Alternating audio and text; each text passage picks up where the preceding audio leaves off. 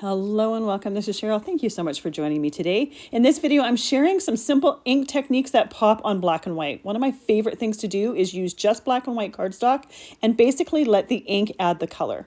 I'm using the new nested Petal die set for my two last cards, and I'm also using the Strips 2 die set for the backgrounds for my first two cards. So this has two dies in it. They cut strips in two different widths and cut a bunch of strips at the same time. Pairing with those two sets, I'm adding the Tulip Bouquet die set, the Bouquets and Smiles die set, the layered Anemone die, as well as the Smile and Hello Stampin' die sets. So these have the nice large word and then some sub-sentiments to them. I'm only going to be using the Smile and the Hello. I'm keeping these very, very simple. And lastly, I'm also using the large butterfly stamp stencil and die set. So I'm pairing some new stuff as well as old stuff together. Now I've already done a video previously, I want to say like a year-ish ago, where I did some black and white backgrounds with some color, and I believe I did those with interference inks. And I will link to that video at the end of this to give you some more ideas. But I just love how inks can basically just give you the color for your cards. So the only cardstock that is used in any of these cards is black and white cardstock. So I have my pieces already die cut. I'm going to start out using the layered Anemone die set for the focal point or the color part to this card. And obviously you can see that I have the hello sentiment on here. The three colors that I'm using today are the color combination of the month from Lisa Horton Crafts for March 2026. So I am using Sugar Candy, Pina Colada, and Surf's Up. These are matte blending inks. But because my heart is I just can't leave well enough alone, I did pull in some interference pads that are very similar colors to those. I will be combining those with those matte blending inks. The beauty of combining the two inks together is the matte blending inks have a matte finish to them. They blend beautifully, but they have a matte finish to them. So there's really not any different texture, if you will, to the finish. And when you add interference inks over top of part of it, I'm not going to cover the whole thing because I want to see the combination of the two. It just adds a really interesting combination. Now, because I have some greenery here and I don't have any green ink pad, I did the yellow first, the Pina Colada, and then I did some Surf's Up over top of it. So we get a combination of the yellow and the blue to create a form of green. Essentially, with these three colors, we have the three primary colors, so you can mix and match them to create the colors that you're looking for. So the interference pads that I'm pulling in here are Fruit Salad. This one has a peachy coral color, but the interference color is gold. Then I have Sapphire Gold. It has a beautiful blue that has the interference color of gold, and then Lemon Candy. This is a nice bright yellow, and for that one, the interference color is kind of the opposite of the Fruit Salad, so it's kind of a pinky coral color. So I thought these were a perfect combination to go with the three colors of the matte blending inks. So for my flowers, I just used the Sugar Candy as well as the Pina Colada. And then I added a little bit of the Fruit Salad in the center of that. So we get a bit of that pinky shimmer or the iridescent shimmer with the pink on the front there. And then for the leaves, I just did the Pina Colada and the Surf's Up. I didn't add any interference to that. For the background for this, I have those stripes cut with the thinner stripes cut out of black cardstock and the thicker ones cut out of white cardstock. And I think I want to just add a very simple stripe detail across the back. I'm working right on an A2 card base. Now, the one thing I noticed when cutting them, especially with the black cardstock, it didn't do it quite as much with the white, but it definitely did it with the black, is sometimes there was little edges on that die cut. So I just rubbed my fingers on it carefully to remove those edges to make sure that they were nice and straight. And then I alternated the colors starting with the black so you could see it against the white. And for this particular background, I'm doing thin black stripes and thick white ones. For my next one, I'm going to change up the pattern. I'm going to do thick black ones with thin white ones. You can do whatever combination you want. I also think this would be fun to do with the black and white stripes, as well as doing some ink blending with black ink and just having really fun with that, adding some visual dimension there too. I don't do that in this video, but I think it could be fun to play around with that. So I'm just going a diagonal on my card. You could do it one way or the other, the way I'm doing it, or the opposite way. I chose to do it this way. There's not really any rhyme or reason to why I chose to do it this way, but I just wanted to have it so that it was a diagonal. I didn't really want it straight across or up and down. If you prefer, you could do straight across or up and down, but I thought it looked a little bit more interesting to have the diagonal. I added that hello sentiment to the bottom, and I've already glued that onto the shadow, so we have that nice black shadow behind there. And then added the stems from the Anemone die cuts and then the flowers to that. And that die set has a couple leaves that I also ink blended with the Surf's Up and Pina Colada and added those as well. Now the centers of those flowers were black cardstock, and I used the fruit or the lemon candy interference ink for the centers of them. So they have a pink interference. When you look straight at them, it looks like black cardstock, but when you tilt it into the light, it has a beautiful interference shimmer to it. I always love finding ways of adding extra texture to cards. So I typically will use stickles. This is Stardust stickle, so it has a iridescent shine to it. There's no color to it, so you see the color underneath there. It's only adding that little bit of texture as well as that bit of sparkle. And I didn't do it over the whole center of the flower. I only did it on the lower edge. So you have that texture, but you're not losing that interference color. For my next card, I'm using the Tulip Bouquet die set for my focal point here. I'm starting off with that Pina Colada ink. And for blending with the Pina Colada or with the Cloud 9 matte blending inks, I'm using the Lisa Horton 1-inch brushes. I actually really like these for blending. They don't add a lot of ink color, so you can build that ink color up, but it does, the ink kind of concentrates on the edges of the cardstock and then just blends its way in. And the bristles are really nice and soft. They're really nice to work with. Now with my interference inks, with my color shift inks, and with my metallic ink pads, I have each one of those ink pads has their own brush. Just my personal preference. That's how I prefer it. For these matte Cloud 9 matte blending inks and these 1-inch flat brushes here, I have one per color family. And for me, that's what works. I can always take some excess ink off of that brush, but I don't have to worry about contaminating anything because there's only one color per pad and it doesn't have a metallic finish to it. So using one color per color family works for me. After doing those matte blending inks on the base of that card, I wanted to add just a bit of shimmer to the flowers. I'm not doing any shimmer on the greenery. I'm adding just a tiny little bit of the fruit salad at the bottom of those tulips. I'm not completely covering up the matte blending ink. I want to see a little bit of that. And then I did a little bit of that lemon candy at the top of the tulip. So basically the bottom of the flower and the top of the flower have just a little bit of subtle shimmer to it. Then I layer those die cuts together, and I'm using some Barely Art glue. I have it in a fine line bottle. I use this for gluing all of my die cuts together and my cards together. It works really, really well. It starts to set in about, I don't know, 10, 15 seconds, but it gives you that wiggle room to move and shimmy those die cut pieces to make sure that you have that perfect placement. And because it's a liquid glue, you have that room to move and shimmy it in place as well. And it dries totally clear. So with that fine line bottle, it works perfectly for larger die cuts or assembling card bases, but it also works well for even like script like this. For this card, I'm using the hello sentiment for it. And for some of the sentiments, I'll ink blend on them. Some of them, I'll just leave them black and white. I just like the combination of the pop of color with that black and white. I think it's just really effective. For this card here, I'm going to start with a diagonal going the opposite way, and then I'm going to go do the diagonal the same as the last one. So we're kind of creating an X on this card background here. Now, I'm not covering the whole background with this. I'm just doing a strip of it.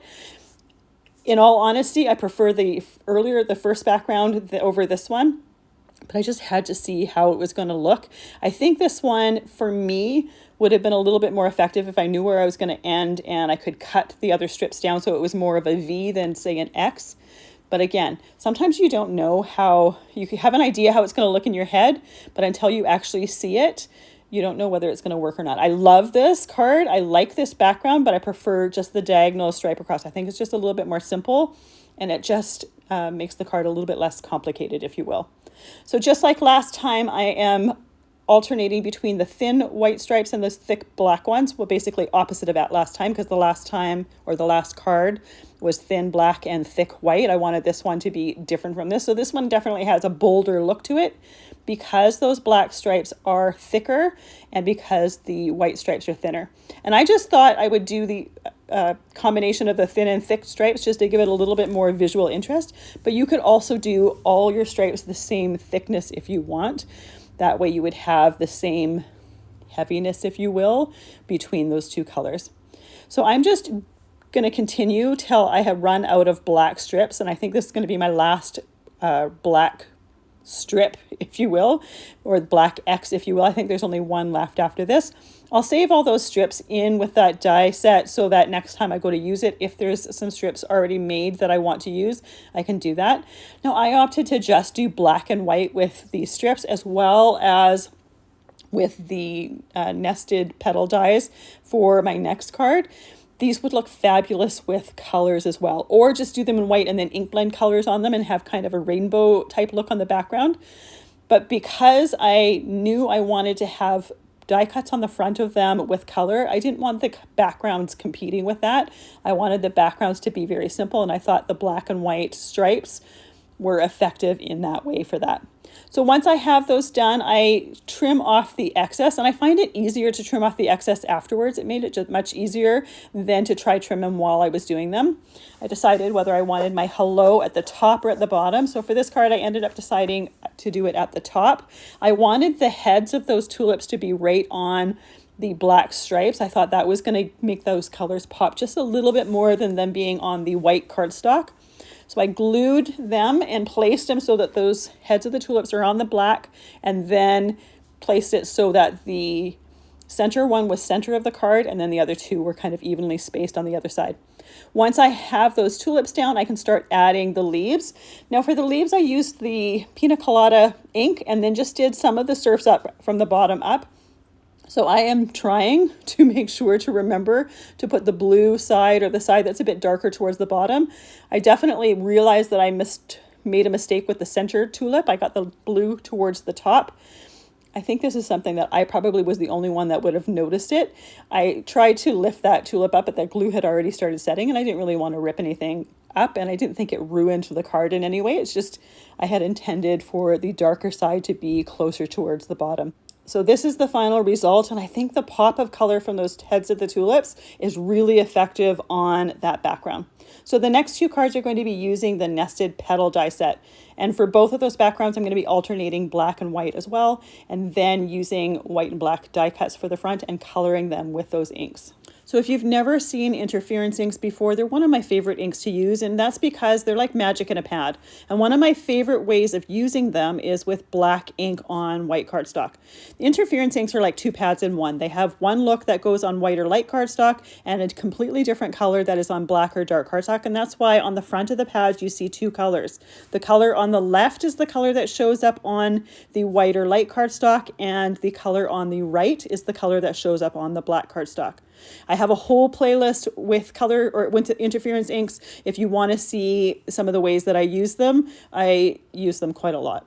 So I first did ink blending on these white die cuts with some Black Soot Distress ink. I just concentrated that ink on the inside of the die cut, and then I'm coloring them with interference inks. And I want to see both of the colors that show up. I think that's part of the beauty of it.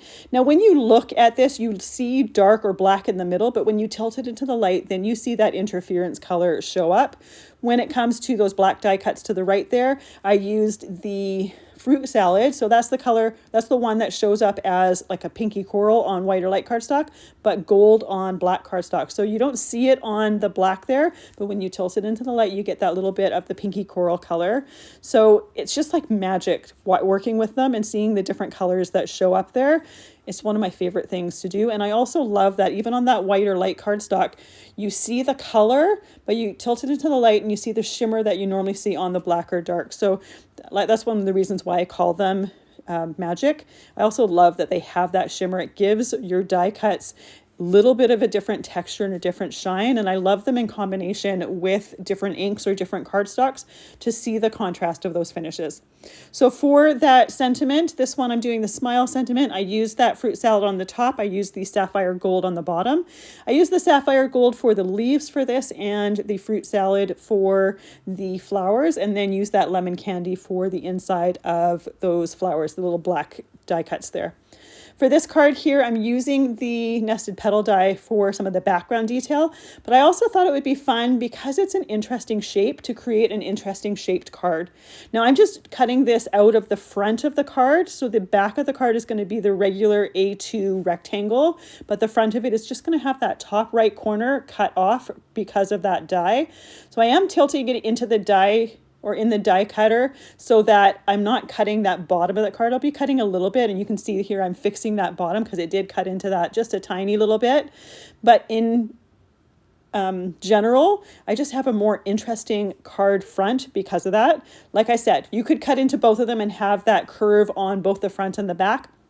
I opted not to do that because these dies have a stitched detail to them, and that is going to go into that back of the card as well, and often makes it a little bit harder to get the two die cuts apart, as well as the fact that this front detail is going to have these pieces laid over top. So we're not going to see the partial stitching on there, but on the inside of the card, you'd see some of that partial stitching because of only die cutting that die partially, and I just didn't want that detail on the inside. Now, initially when prepping this card, I always had planned to keep the background black and white, just like my first two cards, but I thought it would be interesting to add some of the yellow to this die cut, or to the white die cuts, because we didn't have any yellow in the die cut pieces that I'm going to go on the front. So it's just adding another pop of color. So I'm starting with the largest of the dies. This is going to be an A2 card size. So it's going to go along the outside of those edges. And I'm just inlaying black die cuts in between there.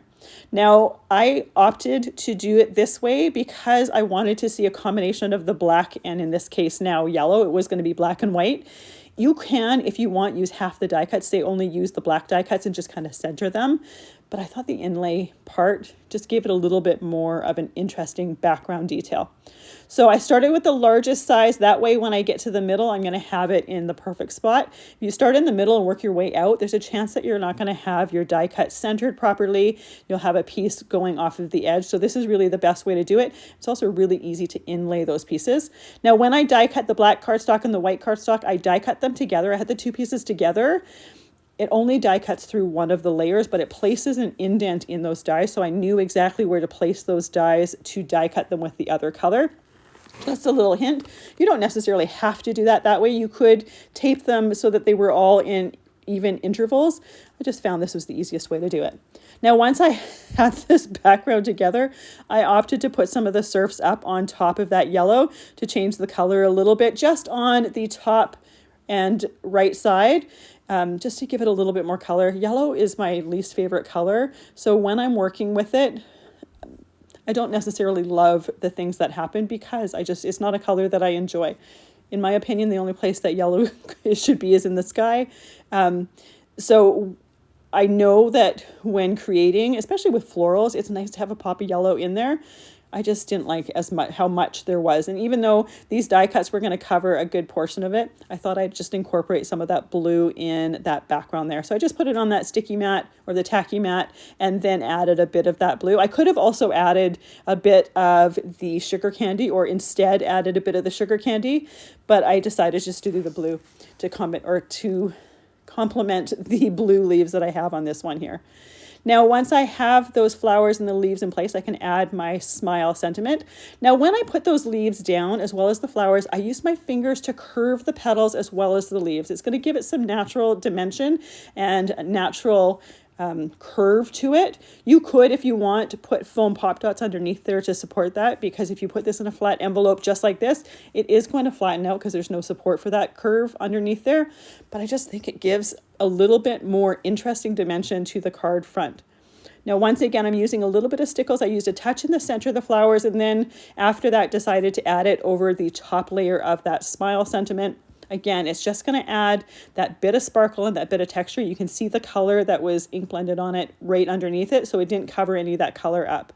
Now, I did decide to color the white nested petal die cuts for this card as well, but I'm going to do it in a completely different way from the last one. Although it looks like I'm starting the same way, I'm doing it a completely different way. I'm going to use all three of those colors. I'm using an acrylic stamp block. These used to always be used for stamping, but we don't really use them for stamping anymore. I pressed my ink on there and then used a mister bottle to mist that ink and make it a little bit runny. And then I'm just going to pop that color, press that color onto those die cuts. Now, I do learn fairly quickly that it's much easier to hold the die cuts in one place so that it doesn't lift off of that sticky mat, because the suction from the water on the acrylic block has a lot more strength to it than the cardstock on the sticky mat. Then I'm going to clean off the sticky mat so I don't have any puddles of ink there. I'm going to do the same process with the sugar candy, and then finally I'm going to do it with the Surf's Up. So when I'm doing this, I'm not completely covering that die cut. I'm just adding splotches of color. This looks like a distressed background. If you've ever done backgrounds with distress inks where you press the ink onto your surface and then you dip your cardstock in there, dry it, dip it in there, dry it. This has a very similar look to that, but we're just using those Cloud9 matte blending inks. You could also do this same exact technique with those interference inks. And as I was doing this, I was thinking, oh, wouldn't that be cool to have the black and white cardstock pieces all together inlaid and then do them with the interference ink. So you would get the look of them on the light and you would get the look of them on the dark. And I think it would be a really cool look. So an idea that I have to save for another video because I wasn't going to do it with or couldn't do it with this video.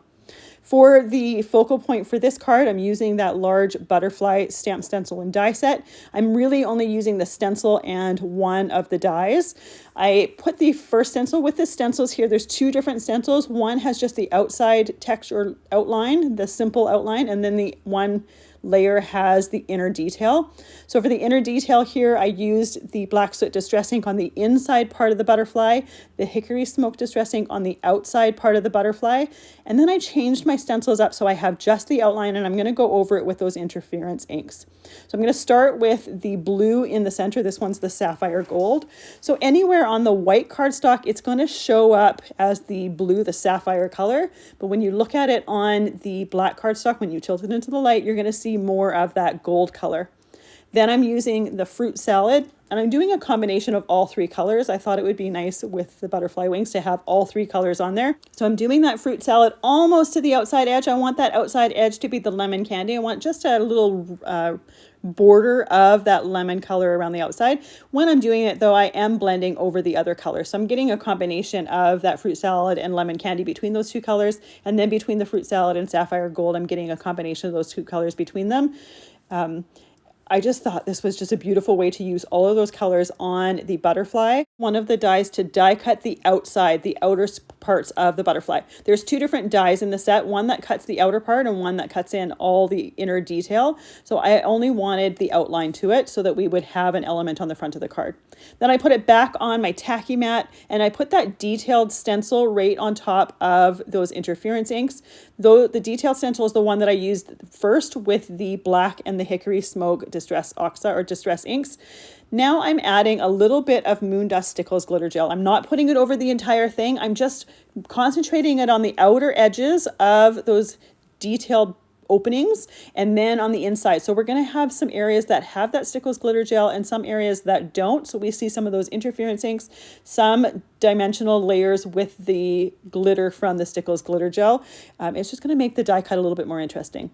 And then lastly, I put a little bit of glossy accents on the center body of that butterfly. It's going to give it some domed glossy dimension. And then you want to let that dry before moving on. It's going to take probably about an hour for the glossy accents and the glitter gel to dry, but I want to make sure that that is 100% dry before moving on and assembling my card. For this one here, I'm using that Smile die set.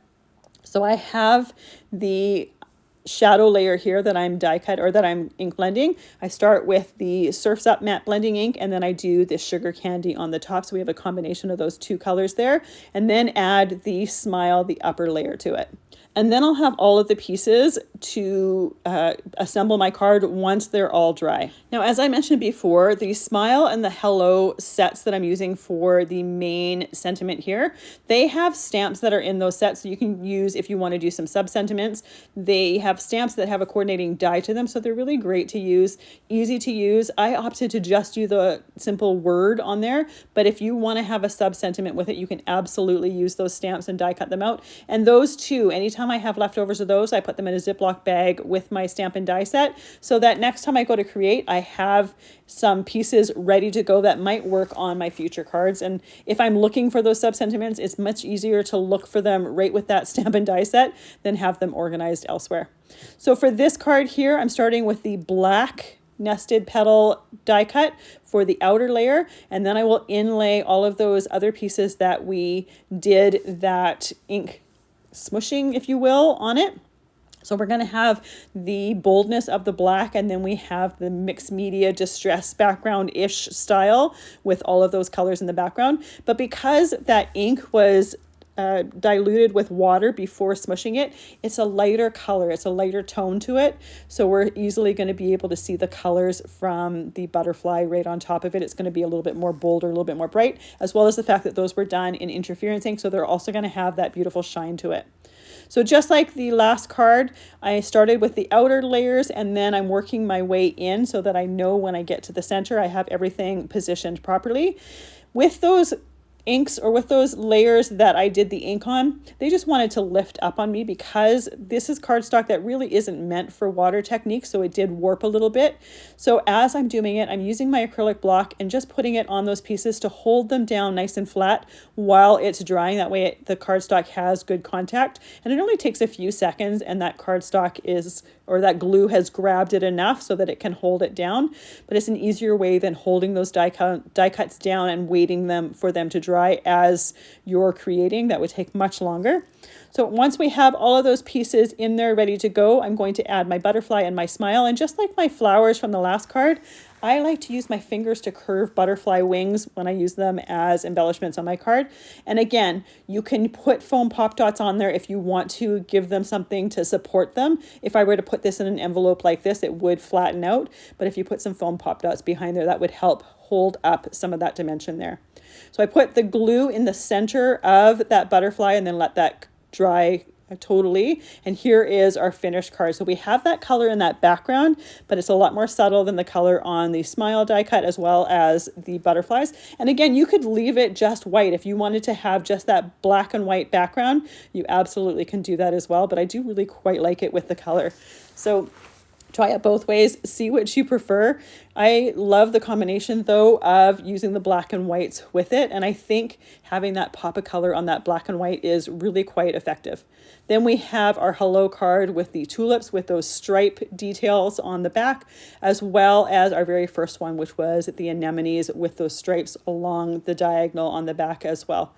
This was such a fun color palette to play with, and I really encouraged you to use the color palette. This is in the Lisa Horton Crafts Facebook group. This is the third month we've had a color palette of the month, and it's always fun to see how different people use that color palette. You'll find everything I've used listed and linked down in the description box below. And if this was your type of video, you loved what you saw here, please hit subscribe so you'll see more videos in the future. Thank you so much for spending your time with me. I really appreciate all the time that you do spend here. I hope you have a fantastic day.